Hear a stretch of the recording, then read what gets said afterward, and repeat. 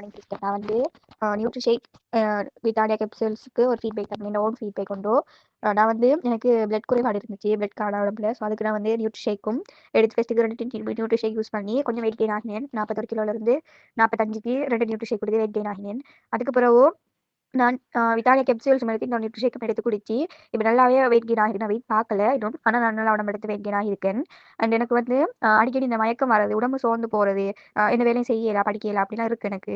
அப்படி இருக்கிற சுச்சுவேஷனில் அந்த விட்டானியா கேப்சூல்ஸும் நியூட்ரிஷேக்கும் யூஸ் பண்ணல எனக்கு இப்போ வந்துட்டு நல்ல மாற்றம். சொல்லப்போனால் அப்படி ஒரு சேஞ்சஸ் என்ன இல்லை. நான் இப்போ வந்துட்டு வீட்டு வேலை செய்யறதா இருக்கட்டும், படிக்கிறதா இருக்கட்டும், அவ்வளோ ஆக்டிவாக இருக்கேன். இப்போ எனக்கு காலையில் ஒளிம்பினோட எனக்கு சாப்பிடலாட்டி எனக்கு தலை சுத்து மயக்கம் வரும். இப்போ நான் ஒளிம்பி 1 hour 2 hours கூட மருந்து லேட்டாகி சாப்பிட்டாலுமே எனக்கு வந்து அந்த மயக்கம் வர தன்மையில இல்லை, அவ்வளோ ஆக்டிவாக இருக்குது. சாப்பிடாம கூட எனக்கு வேலை செய்கிற அளவுக்கு, வீட்டு வேலை செய்கிற அளவுக்கு எனக்கு நல்ல ஆக்டிவாக இருக்குது. முடியாமல் எனக்கு எந்த ஒரு வேலையுமே செய்யல, அவ்வளோ சோர்வோ இருப்பேன். நான் இப்போவே நல்ல சேஞ்சஸ் எனக்கு வீட்டில் எல்லாமே சொல்கிறேன், நல்லா மாறி இருக்கிறேன் அப்படின்னு போட்டு.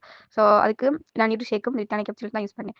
ஒரு பெஸ்ட்டான ஒரு ப்ராடக்ட் தரம், நல்ல ப்ராடக்ட். என்ன மாதிரி இப்படியும் உடம்பு சோர்வா, பிளட் குறைபாடு, எண்ணெய் மயக்கம் வர இப்படி படிக்கலாம் இருக்கிறவங்களுக்கு வந்து இந்த நியூட்ரிஷேக்கும் விட்டானியா கேப்சூல்ஸ் யூஸ் பண்ணினா நல்ல ஒரு இதாகும். நான் கொஞ்சம் ஹைட்டும் இன்க்ரீஸ் ஆகிருக்கேன். அதுவும் நான் பார்த்து ஃபீட்பேக் தரேன். ஸோ நல்ல ஒரு பெஸ்ட்டான ப்ராடக்ட். என்ன மாதிரி இப்படி பிரச்சனை இருக்கிறவங்க வந்து யூஸ் பண்ணிடலாம்.